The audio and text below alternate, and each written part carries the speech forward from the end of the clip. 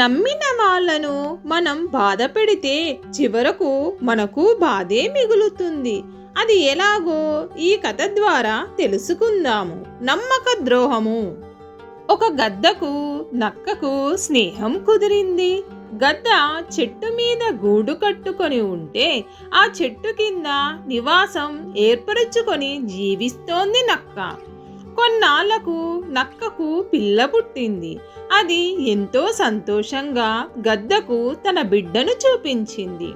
అయితే ఒకరోజు నక్క ఆహారం తెచ్చుకోవడానికి బయటకు వెళ్ళింది. అది అదునుగా చూసుకుని గద్ద నక్క పిల్లను ఎత్తుకుపోయింది. ఆ పిల్లను చంపేసి తన పిల్లలకు పెట్టి తను తింది.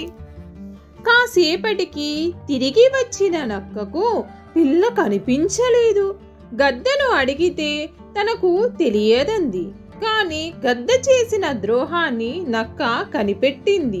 అయినా ఏమీ చేయలేక మౌనంగా రోధించింది. తర్వాతి రోజు తన గూటికి దగ్గరలో కొంతమంది వ్యక్తులు ఒక గొర్రెను బలిచ్చి దాన్ని కాల్చడం కనిపించింది గద్దకు. ఎలాగైనా ఒక ముక్కను ఎత్తుకుపోవాలని అనుకుంది. మెల్లిగా వెళ్ళి కాస్తంత మాంసాన్ని నోట కరుచుకొని పైకి ఎగిరింది. వాళ్ళెక్కడ పట్టుకుంటారోనని భయపడి గబగబా గూటికి చేరుకుంది. అయితే మాంసాన్ని దొంగిలించే ప్రయత్నంలో దాని తోకలోని ఒక ఈకకు అంటుకున్న నిప్పు ఎండు పుల్లలతో నిర్మించిన గూటికి అంటుకుంది.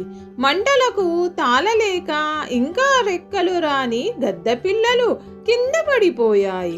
అది చూసిన నక్క వాటిని తినేసింది. కళ్ళ ముందే పిల్లలు చనిపోవడం చూసిన గద్ద పెద్దగా ఏడ్చింది. ఆ రోజు తాను నక్కకు ద్రోహం చేయకుండా ఉంటే ఈరోజు అది తన పిల్లల్ని కాపాడేది కదా అని తనలో తానే కుమిలిపోయింది. మీకు ఈ కథ నచ్చినట్లయితే లైక్ చేయండి, మీ ఫ్రెండ్స్కి షేర్ చేయండి.